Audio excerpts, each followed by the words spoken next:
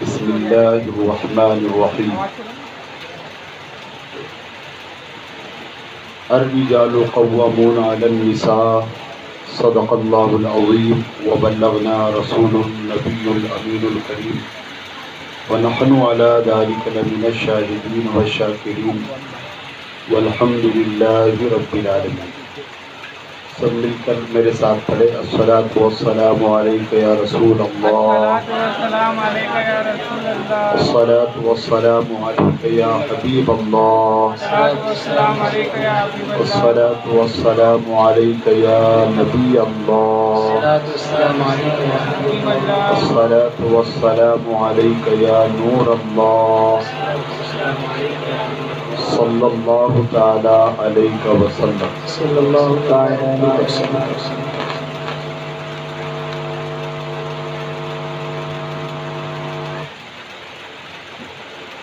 خصوصی طور پر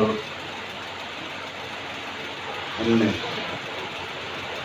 بھیونڈی سے سنی دعوت اسلامی کے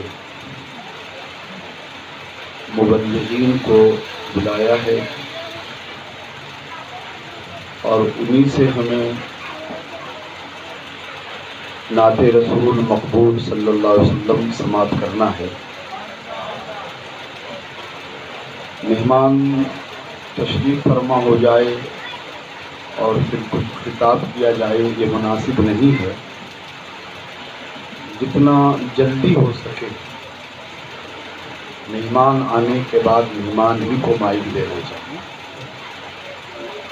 لیکن مبلغ سنی دعوت اسلامی محمد عمران میاں کی تمنا تھی کہ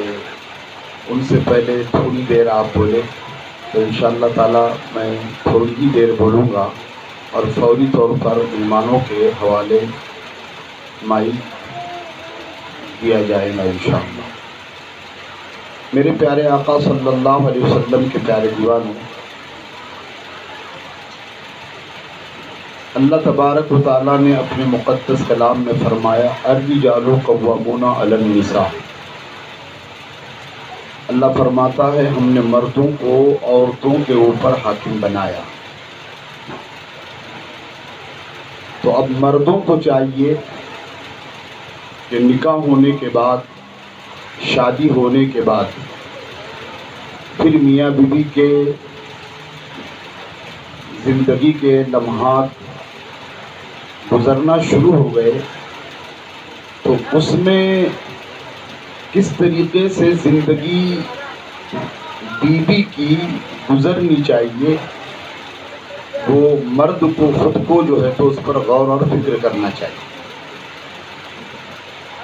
کبھی کبھی یہ ہو جاتا ہے کہ ہم نصیحت کرنا چھوڑ دیتے ہیں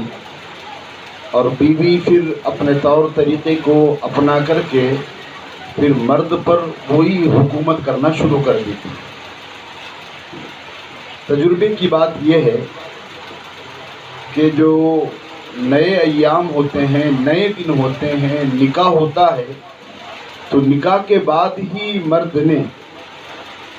اول دنوں میں ہی عورت کو ایسی نصیحت کر دینا چاہیے تاکہ اسے اچھی طریقے سے سمجھ آ جائے کہ میرے شوہر کا مزاج یہ ہے اور ان کے مزاج کے مطابق چلنا ہی میرے لیے بہتر اور اچھا ہے۔ اور ان کے سامنے شوہر نے بھی صرف اور صرف قانون الہی، قانون مصطفیٰ اور شریعت کے دائرے میں رہ کر زندگی گزارنے کی ہی ہدایت کرنا چاہیے۔ نئے پن میں ہماری طرف سے جو غلطیاں ہوتی ہے اور پھر وہ غلطیاں زندگی بھر انسان کو ستاتی رہتی ہے اور وہ زندگی بھر پریشان حال رہتا ہے۔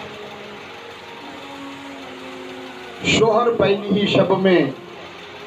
اپنی بیوی سے سلام کر کے یہ کہے کہ میری خوشی اور میں اس چیز سے خوش ہوتا ہوں، چیزیں بتا دیں کہ پردے میں رہنا مجھے بہت خوشی ہوتی ہے، نماز کی پابندی کرنا مجھے بہت خوشی ہوتی ہے، اللہ کے احکام پر عمل کرنا مجھے بہت خوشی ہوتی ہے، حضرت سیدہ فاطمہ رضی اللہ تعالی عنہا کے نقش قدم پر چلنا مجھے بہت خوشی ہوتی ہے۔ اگر یہ پہلی شب میں شوہر اپنے جانب سے نصیحت کر دیں تو پہلی شب میں نیا آواز بیگم اپنے کانوں سے سنیں گی کہ یہ میرا سرتاج ہے، یہ میرا شوہر ہے، اور شوہر کی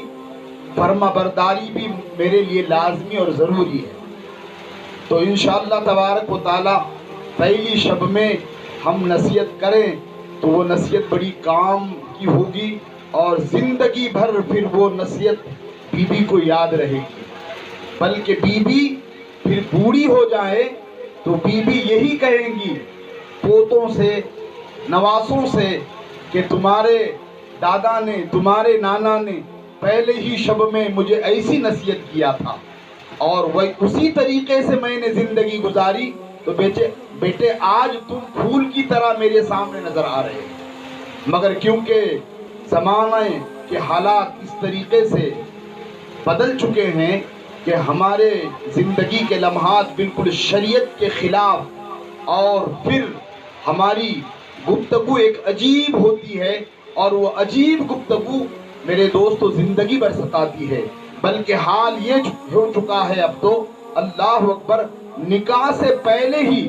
ایسی گفتگو ہوتی ہے۔ ہم نے کئی ایک معاملات ایسے بھی سنے ہیں کہ رشتہ ہو گیا تھا، منگنی ہو گئی تھی، شادی کی تاریخ طے ہو گئی تھی، لیکن دونوں نے فون پر بات کیے اور پتہ نہیں کیا الجھن ہو گئی، اور کیا دونوں کے اندر گفتگو پیدا ہو گئی، اور سامنے یہ ہوا کہ تاریخ بھی کینسل ہو گئی اور شادی بھی کینسل ہو گئی۔ ایسے بھی حالات ہو رہے ہیں۔ مسلمانوں، اسلامی اصولوں کو اپنانا ہمارے لیے لازمی اور ضروری ہے، اور میاں بیوی کے درمیان میں اگر تم چاہتے ہو کہ دعا کے ذریعے محبت پیار پیدا ہو جائے تو پھر ایسی محفلیں سجاؤ۔ انشاءاللہ تعالی اس محفلوں سے اللہ عز و جل کی خوشنودی بھی اور مصطفیٰ جان رحمت کی خوشنودی ہوگی، اور دونوں میاں بیوی کے درمیان میں محبت بھی انشاءاللہ تعالی پیدا ہوگی۔ نہیں تو ہوتا کیا ہے معلوم ہے آپ کو، پیارے آقا کے پیارے دیوانوں، اللہ اکبر، ڈھول، گانے، تماشے، نہ جانے کیسے کیسے حالات ہو رہے ہیں، اور فضول خرچی کر کے ہماری قوم تباہی کی طرف جا رہی ہے، اور پھر کہتے ہیں کہ کیا بات ہے، بے چینی بے قراری کا شکار ہم بن گئے ہیں۔ اس کا سبب کیا ہے؟ قوم مسلم اگر اس کا سبب تلاش کرے تو میرے پیارے آقا کے دیوان، پیارے آقا کے پیارے دیوانوں، اس کا سبب یہی ہے کہ ہم نکاح سے پہلے اللہ و رسول کی رضا کے مطابق محفل سجائے، جس میں مصطفیٰ کی نعت ہو، اللہ کے کلام کی تلاوت ہو، علماء اور جو ہے تو نیک لوگ جمع ہو، اور نکاح سے پہلے ایک محفل دعا والی ہو جائے۔ انشاءاللہ تعالی دونوں میاں بیوی کے درمیان میں اللہ تبارک و تعالی بے پناہ محبت اور الفت ہی عطا فرمائے گا۔ بس آخری بات بتاؤں میں، میرے آقا صلی اللہ علیہ وسلم نے ارشاد فرمایا، مشکات شریف کی حدیث پاک ہے، اور حضرت علامہ عبد المصطفیٰ اعظمی صاحب نے سامان آخرت میں اس حدیث مبارکہ کو نقل کیا ہے کہ سرور انبیاء علیہ السلام نے ارشاد فرمایا کہ تم جب نکاح کرو، شادی کرو، تو آقا نے فرمایا بجا کر کے شادی کرو، بجا کر کے شادی کرو۔ اب آپ لوگ سوچ رہے ہوں گے بجا کر کے شادی کرو، باجا تو اچھا نہیں ہے نا، بجانا تو بالکل منع ہے نا، اور باجا حرام ہے، گانا حرام ہے، ناچنا حرام ہے، شرابیوں کو باراتی بنانا حرام ہے، شرابی منڈپ میں آئے، شرابی بارات میں آئے، شرابی کھانے میں آئے، شرابی محلے میں آئے، شرابی جہاں جہاں آئے، سمجھ جائیے کہ وہاں لعنت ہی برستی ہے، اور جہاں نادگو آ جائے تو وہاں رحمت ہی رحمت برستی ہے۔ نادگو کا تو یہ حال ہوتا ہے، کبھی وہ مدینے کی سیر کراتے ہیں تو کبھی اجمیر کی طرف رک کر کے اجمیر کی محبت میں آپ کو سرشار کر دیتے ہیں۔ پیارے آقا کے پیارے دیوانوں، منڈپ میں جب یہ تصور پیدا ہو جاتا ہے تو جس کی شادی ہونے والی ہے، اللہ تعالیٰ اس کے شادی میں برکتیں بھی عطا فرماتا ہے۔ اللہ اکبر۔ مصطفیٰ کریم رؤوف الرحیم صلی اللہ علیہ وسلم نے ارشاد فرمایا، تم اپنا نکاح کرو، شادی کرو تو بجایا کرو، بجا کر جو ہے تو لوگوں کو آگاہ کرو۔ بجانے سے مراد کیا ہے؟ سرکار صلی اللہ علیہ وسلم نے ارشاد فرمایا کہ دف بجاؤ، اور دف بجا کر کے تم جو ہے تو لوگوں کو آگاہ کرو کہ یہ عمران کی شادی ہو رہی ہے، یہ جو ہے تو عرفان کی شادی ہو رہی ہے، یہ فلاں کی شادی ہو رہی ہے، یہ فلاں کی شادی ہو رہی ہے۔ اب کیا ہوگا کہ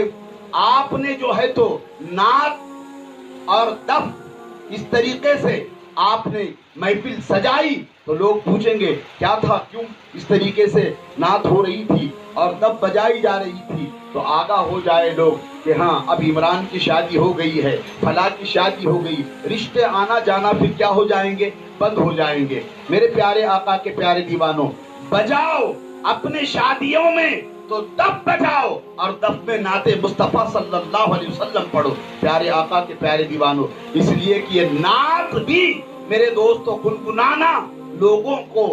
جو ہے تو نکاح کی اور شادی کی آگاہی دینا ہے۔ اور میں مردوں سے کہوں گا کہ مرد بن کر جیے، مرد بن کر رہے،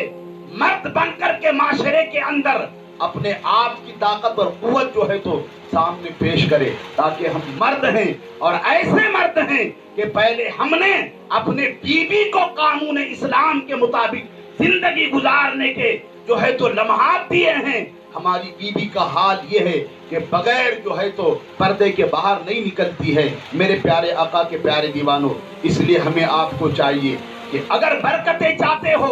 رحمتیں چاہتے ہو، مصطفیٰ کی نگاہ کرم چاہتے ہو اور اللہ کا فضل چاہتے ہو، تو مسلمانوں ایسی محفلیں سجاؤ اور جہاں مصطفیٰ کی نعت ہوتی ہے وہاں پر آسمان سے فرشتے آ کر کے اس محفل کو گھیر لیتے ہیں۔ اور اللہ نے فرمایا الرجال قوامون علی النساء، اگر ہم حاکم بن جائیں گے تو کیا ہمارے محلے میں باجا بجے گا؟ مگر کیونکہ حکومت